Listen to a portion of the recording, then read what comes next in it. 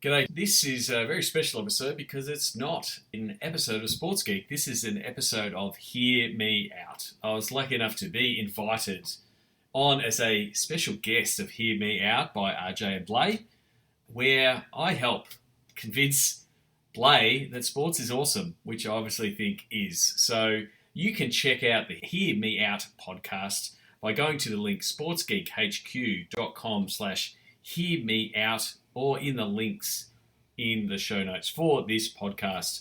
But check out the rest of their series, Hear Me Out, on all good podcasting platforms. We'll be back to regular programming on Sports Geek from next week. Cheers. Have a good listen.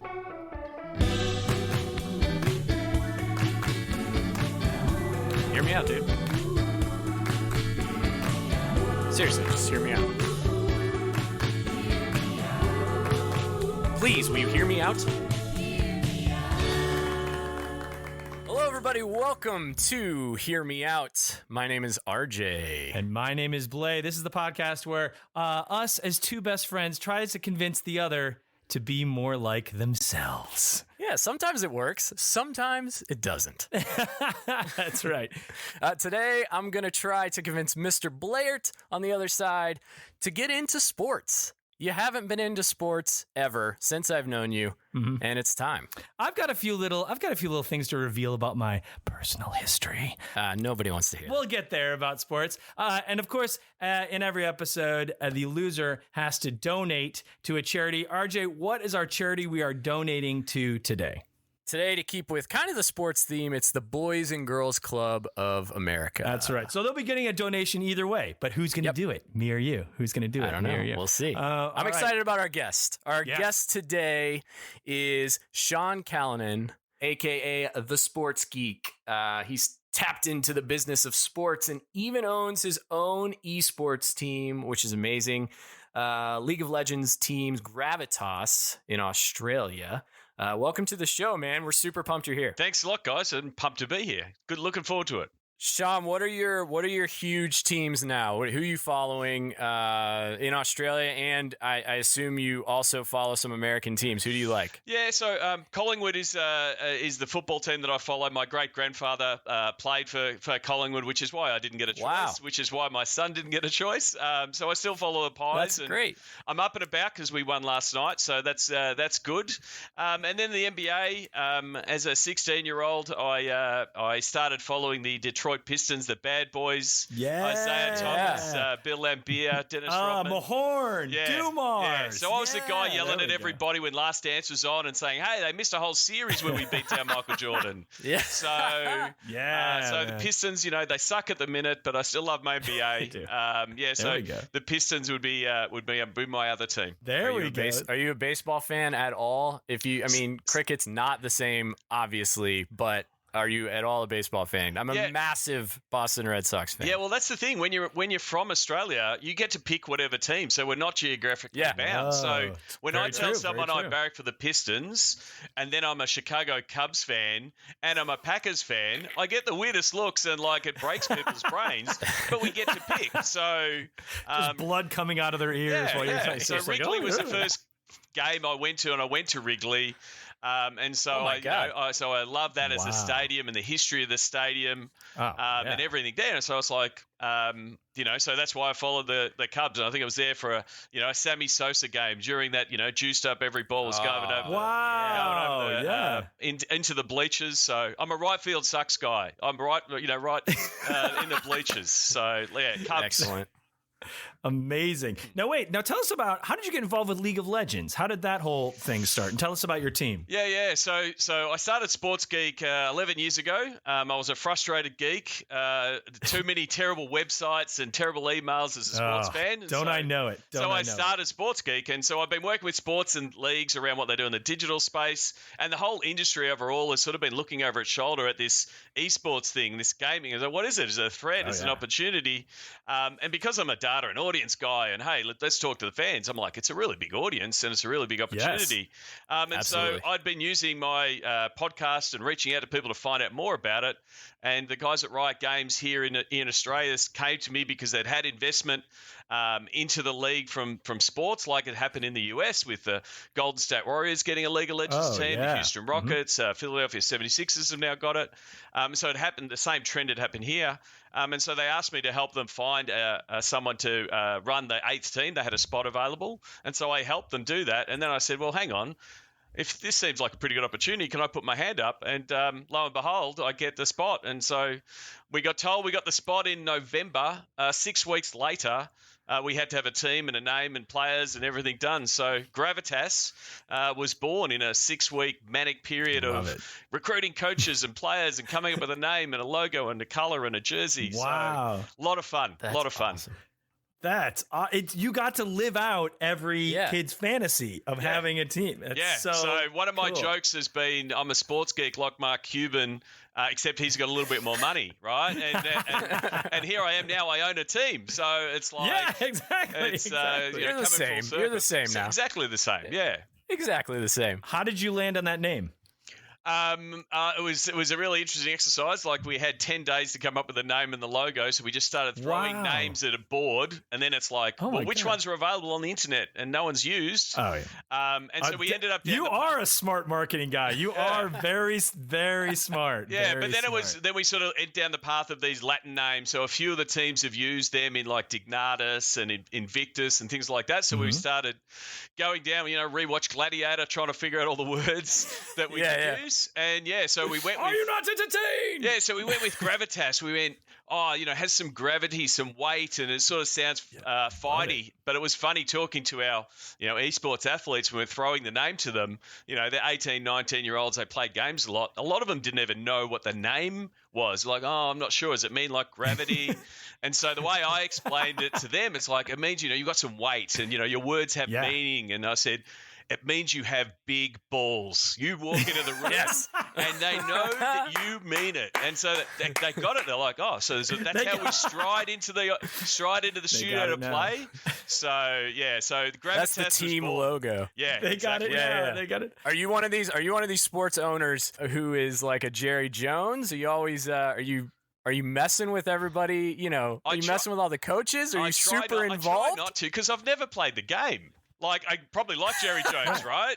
I try not to. Exactly. So I try to, work on the marketing and the things that I know. And I've literally told my players and coaches, if I start telling you to take the tower early or pick this, go after this dragon, tell me to go away quickly, if I'm being polite, right? And so, kindly leave. So they've got to the edge of that a few times, but most of the time I'm, looking at everything else but the operations of the coaching and the players. This is potentially a stupid question, but would you consider it athletic? Is it like an athletic sport? Or because I understand, like Bley over there, he is a gamer. Yep. And I know that it takes some, there is some kind of a motor skill involved there that I can't do. Yeah. Because I've never practiced doing it. Correct. Yeah. Correct. Thank you. You're terrible. So there is micro and macro. So like the ability to click the buttons quickly and the reaction time is of importance, as is the decision making. I mean, and if you looked at the dashboard or the steering wheel of a F1 driver, it's pretty similar to a gut, except he's hurdling at 300, k's an hour. But it's exactly the same. So the decision making and the button clicking, does get the same elite. And the testing has shown that they've got same as fighter pilots and F1 drivers when you get to the very, very top. So it is something that can be skilled, but elite decision making is a sports skill. Yeah. We also have seen. Being healthy and going to the gym and, taking care of your body and your mind does result in the same, has the same effects. So, it still feels a bit weird calling them esports athletes or esports gamers, but, treating them as a high performance performer does make sense. I feel like it's much more of a sport than golf. I mean, golf, if there, you know what I'm saying? Like golf, I feel like, well, by the way, golf is a sport, obviously, and there is a lot involved with that. I could never play it, period, not even at a high level. I just have a slice. It just goes like, But esports, yeah, I mean, it is so focused. I would almost think, and I think you really hit the nail on the head when you said F1 racing. It feels like, because it is so, the margin of error is so small when I've watched esports, because everyone is playing the same game, and the confines are that much tighter. It's not like on a basketball court, you can run over here and all those things. It's like, no, there are X a number of powers there. It's like, it just feels like, so you need to be that much better. I think this is the perfect segue, because basically Bley is halfway there. Now that we've kind of established that League of Legends is basically sports, and you seem quite into it. Is he halfway? You know what? I will say, smart work on your part, RJ, to get an esports genius in here. Well played. But you know what? It's 4D chess, and you made a good move. All right, before we get fully into this, let's take a quick break. We'll be right back. All right, so I've just got a couple points that we can expand on. Feel free to throw in anything here of just like reasons you should be into sports. That's okay. I mean, it's just as simple as that. I'm going to set aside my preconceived notions, and I am now ready to hear your arguments. Okay, so number one is, this is super general, super general. Okay. Basically, it's just the perfect way to teach kids or people you work with or whatever about teamwork and loyalty and like banding together. Don't shake your head. I know you think that's a lame reason, but that's where you learned everything that you do at work. When we go to work. I don't disagree, but that is the shittiest fucking argument I've heard in my life. That's the best. It helps people work together. What are you talking about? That's anything. Sounds like an advert for Bandcamp. Yeah, thank you. Thank you, Sean. Yeah, guess what? Now you're experts on my side. What's up? No, listen. It doesn't even have to be. Move on. Like, no, you're not going to get me on this. Teamwork. It doesn't even have to be. All right, so listen to this. When I was playing T-ball, as a kid, right? Yeah. Mm-hmm. It has nothing to do with even playing the game, but our T-ball coach was a total dick. He seriously was the worst guy, okay? Where is this going? This guy, I'm convinced, hated kids. Good job convincing me sports are great. So anyway, one of my sports idols was a real piece of shit. No, listen, but none of these kids knew each other. We didn't, right? This guy managed to make all of these kids band against him, and we became a close team. This guy was a genius. Okay, fine. But that wasn't because of sports. I'm just saying. Well, all right. Here's another point. Well done, counselor. Here's a reason that you should watch sports, and this one's easy. It's real life drama. That is it's a built-in game. There's a built-in story. Yeah. There's a winner. There's a loser, unless there's ties, which I always think is kind of lame. But like the drama, you can't get away from the drama, the rivalries, shit like that. Sean, how many games a year would you say you watch not at a pub? Not, you say you just watch at your house by yourself. It's not a social event. You are watching for the game itself. How many games would you say? So normally I would be my preference is actually to be at the game. Right, so that's the first. That's right. That's I agree with that. Thing. So normally, if it's my team, if it's Collingwood, I would be at 15 games a year, live of those, and I would probably go to a couple of others, and then I would be following or watching, 2 or 3 hours, depending on. Again, I'm trying to remember way back when we had sports on all the time. When we had right, it's like back in the olden days, it's kids, tough. right before this virus. Right, exactly. So like I'd have NBA on, on NBA League Pass. So 10 to 15 hours I would have it on, watching different sports depending on the peaks and valleys of the season. I'm looking forward to the all sports are back season that's coming up in August, September, when it's going to be 28 hours of live sport every single day. Come in like a flood. So that's going to be an interesting period, toothpicks and eyeballs kind of stuff to be able to watch them all. But toothpicks and eyeballs. Acme style. I'm really going to clockwork orange it. Yeah, exactly. So I would say, 10 to 15 hours I would have it on and watching it. But then it's also all the ancillary content, the talk shows, and I listen to a podcast of people talking about the NBA, and there hasn't been any NBA for 90 or 100 days, and I'm still listening to a daily podcast. So it's not just the live sport. I'm also consuming so much content around it. Sort of takes up so much of my time, and I'm happy to as a fan. Exactly. Okay, so you said two things that I 100% agree with. I could not agree more. First of all, I do love, RJ, I love going to live sporting events. I love it. You love a live event. I love baseball games are awesome. Basketball games, oh my God, those guys, they're so fat. It's amazing seeing talent. I'll say for a couple of reasons. One, I like going to sporting events because it's amazing seeing that level of talent in person is wild. It's weird that you never come to my softball games. But like I said, talent. It's amazing seeing talent in person. Like Sean, I'm sure you've sat for the NBA. You've sat close. Seeing those guys who are that big move that fast is bananas. Just so cool. It is. Okay. I love like real life gladiators. It is. I love I love eating the food. I love cheering. I love all that stuff. So fun. It sounds like you love it. Podcast done. Let's go home, people. Okay. Also, Boys and Girls Club. Yeah. Get ready for the check from Bley. Okay. Here's the thing, though. I can't. The amount of games that I go to are maybe 1 or 2 games a year. I just don't go to events. And by the way, that includes concerts, all these other things. So I'm not getting that kind of a thing because that's a lot for me to do. I work a lot of all these things. Okay. And it's also not part of my job like it is, Sean. It is, you could also say it's part of it because it is your job. Sports keeps it all tax deductible. All of those things have to buy. It's like, sorry, it's all research. It's all research. You son of a, you've done it. Oh, man. Oh my God. I mean, you're just writing it all off. Okay. Okay, so I do like sporting events. I will say that. But here's the thing. Here is the real issue. I do love the stories of the arc of a game and all that stuff.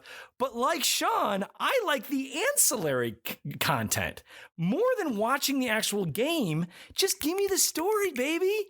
I'll watch the fourth quarter of a game, but the first 3 quarters, I'll watch Shaq and Charles Barkley rip on each other and talk about, that stuff is great. I love the stories. I don't need to watch the sports to get the stories. Is where you want the Cliff's Notes, basically, of the game. You want the highlights. Give me the meat, none of the bones. Don't they have a thing? And that I could be wrong, but Sean, isn't there a thing where this might be just American football, but they have like a red zone pass? Yep. Where it's only touchdowns. It's exactly what you said. It's a danger and opportunity that's facing sports right now as more people we've got more sports on offer and we can access more sports more easily than we could 30 years ago. Right. 30 years ago on a Monday, there was just football on Monday night. Right. And now we've got all of these, Netflix and Disney Plus. We've got all of these different options. So more people just say, give it to me how I want it. I only want to consume it here. So the consumers of sports are more because the NBA now can auto-magically know when Steph Curry hits 2 3-pointers. It automatically cuts the video, puts it out on socials, and you see it without anyone touching it. Like it's all done it's all done by computers. Like the technology listens to the crowd, listens to the commentator, looks at the stats, knows that Steph has hit 2 threes. It automatically cuts it and gets his shimmy at the end and then puts it straight out on socials. That's how you're consuming it, and that's why you're still following the NBA. But then what you do is you then click the button and you watch it, and the NBA is now offering it for $1.99. You're like, okay, I'm in. Steph Curry's hot. I'm going to watch, and so more people are watching because of that, and the sports world is bigger because of it. And less people are watching the whole game, which is why we're trying to quicken up games and shorten them, and that kind of thing. But more people are watching sports and would be considered sports fans because of that. Wait, so Sean, I have a question. Which this kind of leads to a question, which is like, do you think that the actual game is even that important anymore? I think the game is important, but I think I need to watch the game? Do I need to watch it? Well, how long do you think all of these broadcasters can stretch during this period where there's no games. Like at some point, you stop listening to Charles and Chuck talk about the NBA when there's no games. So the games are the blood that keeps everything ticking over. So what you might see is we don't need as many games. So we might see less games. We might see shorter games. Right. So at the moment, like in the AFL, because they know this season's this weird season, they've actually shortened the game and they've cut time out of it.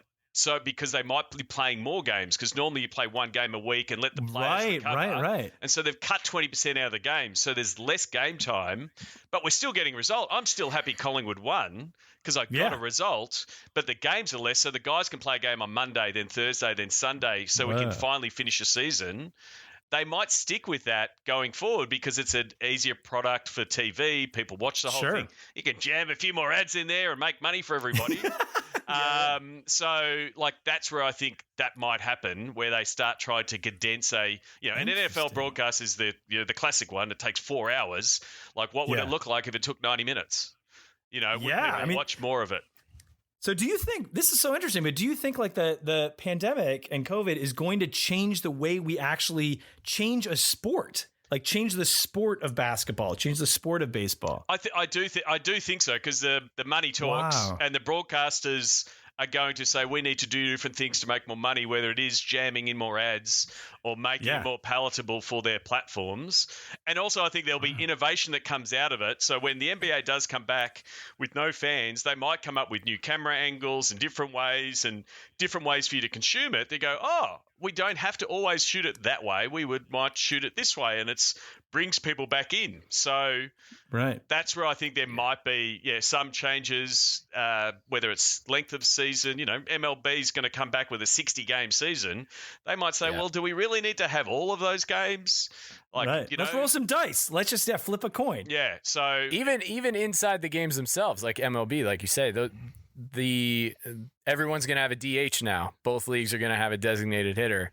I could see that as something that just sticks, you know, because people just want to see that more. It's more entertaining if people are hitting home runs, I guess. Yeah, sure. So it's going to be interesting to see what the demands of the broadcasters are, because they're the one that hand over the big bag of money, and how much that forces the change, and how much it sort of changes the way sports is going forward.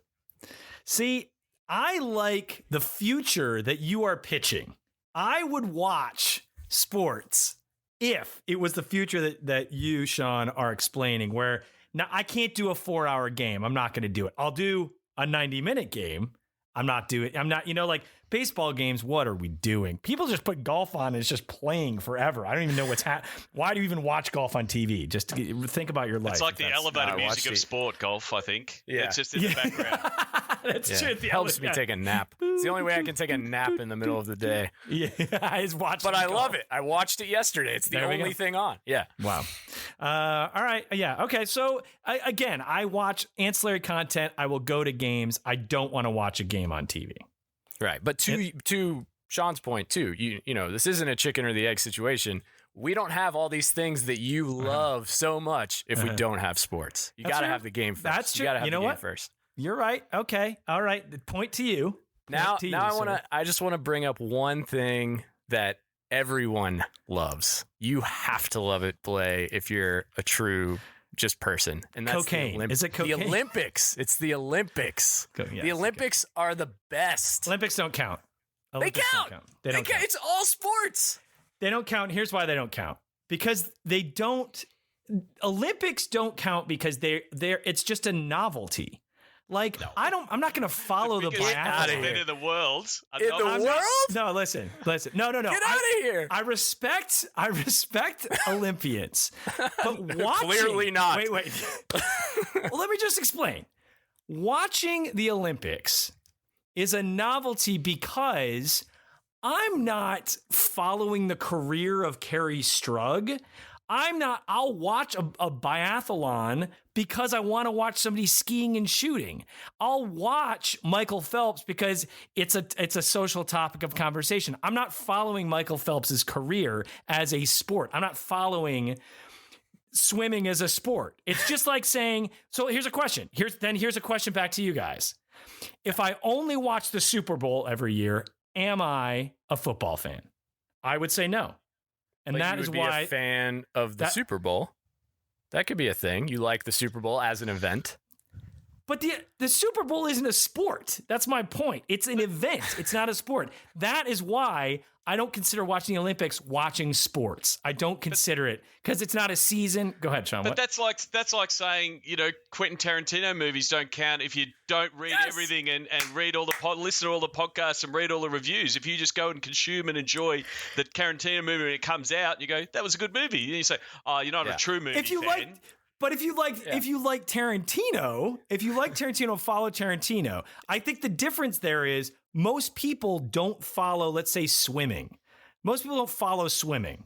Yeah. So the people who follow swimming and are watching the Olympics, that is like watching sports for them. I know it's a weird argument. Yeah, but you could be a fan. You could be a fan of America or Australia or Iceland or whatever, and that's their big competition. You could be a fan of the team.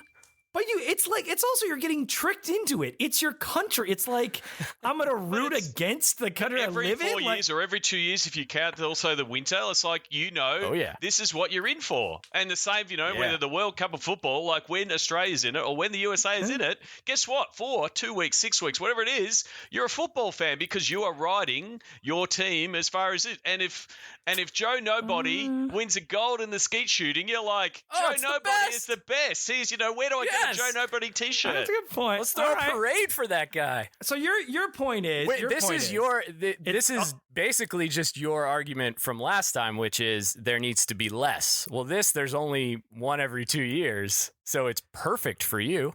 No, I'm redefining watching sport. Like I don't consider that watching. I'm considering it an event. But I will say, Sean, to your point. Now, wait a second.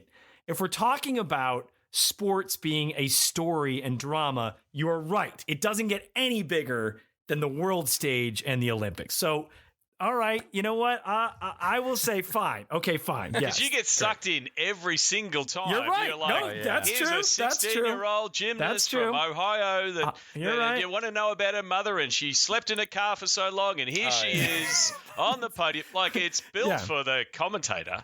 And by the way, sidebar, is there an Olympian that doesn't have a story? I mean, it's like, I feel like every one of those people is what you just described. It's like, oh my gosh, and they were born, they had an immaculate conception because a bolt of lightning hit a person while they were hang gliding, and then out popped, this girl is good at waving a ribbon around on the mat. I'll pull the curtain back. What you don't know, Olympic Selection Committee now is more like Big Brother. They do, it's actually more like a reality show.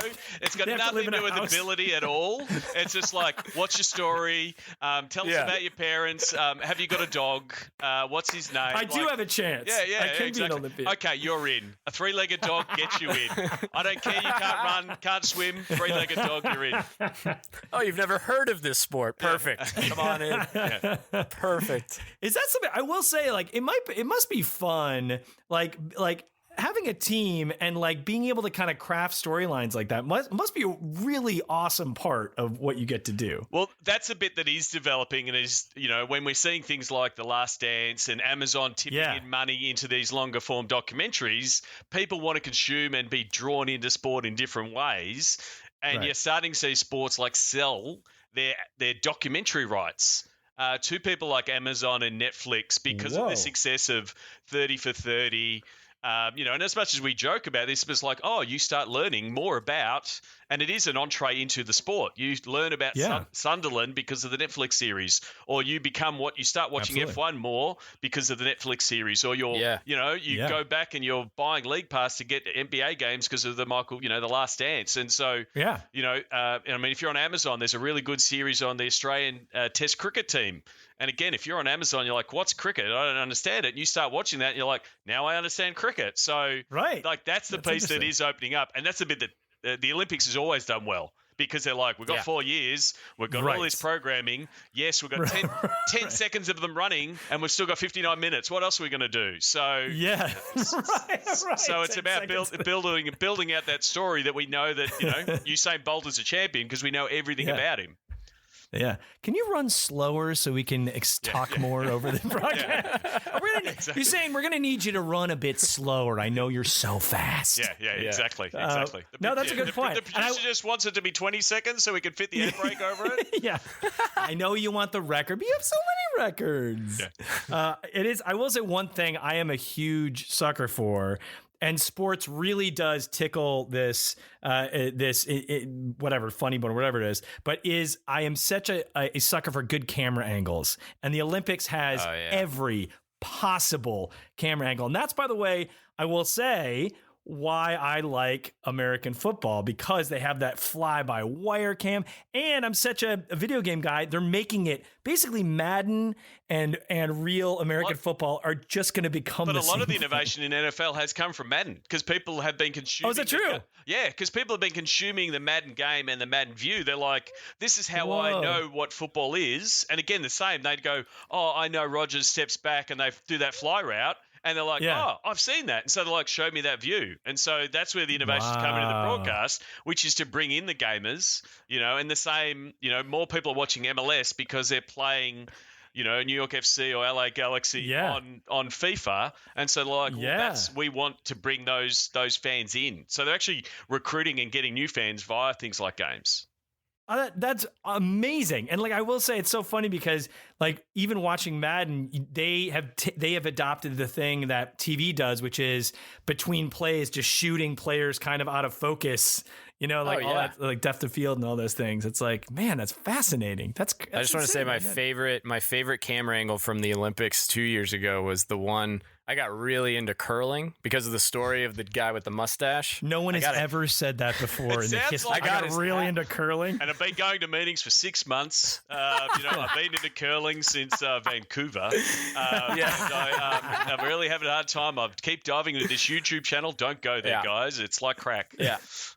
And the camera angle that I loved was it was under the ice, right under the target that they were at. So you would see the that's awesome. The rock or whatever. Yeah. It would just come right above it and just stop. I was like, how did they put that camera under the ice? Yeah. It's unbelievable. But you're there going, go, Rock, you can do it. You can do it. You can do it. You can Which is the same as what you do if you're watching The Price is Right and the wheel is going around. And it's like, big dollar. It's the exact same. By the way, Price is Right should be in the Olympics next year. The wheel, at least. At least the wheel.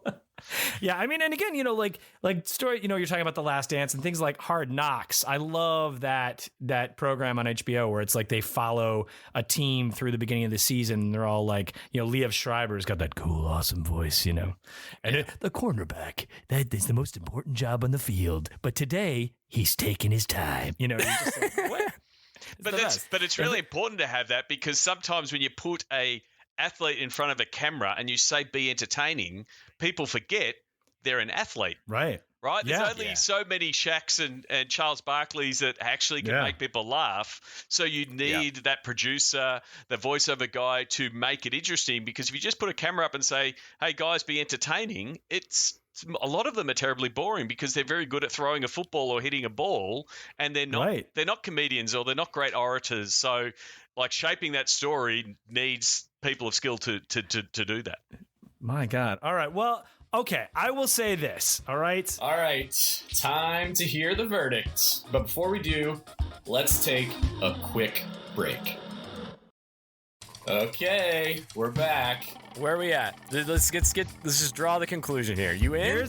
Here it is. You convinced me. You did it. Wow. Well done. Is that true? I'll be donating to Boys and Girls Club of America. Well done. Honestly, it wasn't you. That's all. No, that's all Sean. That's all Sean. You did nothing. It's all Sean. Well done, Sean. I will say, here's why I think watching sports is great. You guys have convinced me. First of all, human drama. Amazing. It's the best. You're right. You guys are right. The stories, and even things as we're talking, I'm finding myself, the Olympics, you're right. The human drama is amazing. It's on a world stage. The stakes don't get any larger than that. But then also there's, like Sean, you said, The Last Dance, and I'm saying Hard Knocks. There's the ancillary content around sports that I find fascinating. And so therefore, without the sports games, we would not have the ancillary content. So we had unscripted drama way before it was even invented. It's been sports forever. Right? Yes. It's just a new category of unscripted drama and reality. It's like that's what sports has been for forever. We've just we're now appreciating it. So, yes, human drama. And then also I will say camera angles. I hate to be so nerdy about it, but it's cool to watch. It's fun. I don't know. It's great. Yeah. It's fun to watch that stuff. And don't even get me started on how fun esports are to watch. Esports are just like, imagine if whatever, Steph Curry shot lightning bolts every time he made a three. It's incredible. Yeah, the exciting thing about esports is it's still so new. There's a whole bunch of innovation that can happen in the space, both from what it looks like in the stands and how they interact. But I'm really looking forward to seeing how the NBA shoots. Like the new camera angles we're going to get, having a cameraman courtside or microphones on the players and hearing what they're saying, all of that stuff. Oh, yeah. Again, once we get it, we'll be like, no, we have to get it when we come back. Like we have to, exactly. So it's like once the cat is out of that bag, we're like, no, keep all of that stuff. That was really good. So I think the NBA 100%. Will do a good job of really making it engaging for us to watch it, and everyone will be ready, right? The ratings will be out through the roof. When sport came back in Australia, the ratings were bananas because everyone was like, that's crazy. I mean, if you want, you can watch the AFL on, I think it's on ESPN at Fox early Saturday morning. So if you want an explainer on AFL, hit me up and I'll do my best to explain it. While there's no sport, there's at least some sport. There we go. Exactly. All right. So I am convinced because of the human drama and the camera angles. I will say watching sports is great. Amazing. Thank you, Sean. So much. Thank you. Yeah. Thank you for helping me convince Bley. No problems. He's gonna donate to the Boys and Girls Club of America. And if anyone listening wants to donate as well, that's at bgca.org. You guys can check that out. And please check out Sports Geek at sportsgeekhq.com. Follow Sean Callanan on Twitter as well as Sports Geek on Twitter. And check out Gravitas. Yeah, go Gravitas. Yeah. Hell yeah. Gravitas got... We've got a game in 6 or so hours, so hopefully we can get a win. We're coming up against the Direwolves. They're at the top of the ladder, so let's see. We'll see if our guys can throw a punch. How do we watch that? Twitch TV / Riot Games Host. But if you follow Gravitas on Twitter, we send out the links every week. So it's we play Friday nights and Saturday nights. So it's sort of late, like 11 o'clock, 12 o'clock West Coast time. Perfect. You can tune in. It's available. You just dial up Twitch, Riot Games Host. There it is. There's 4 games on a Friday and a Saturday. So good fun. And hopefully the Gravitas boys can put up a fight for all the new Hell listeners. Yeah. I'm just excited I have a League of Legends team now. I'm stoked. I'll send you both some Gravitas tees, all right? Yes. Represent. I love it. Awesome. Well, Sean, thank you so much. And thank you all for listening. And I guess I like sports now. Woo! Thanks, Sean.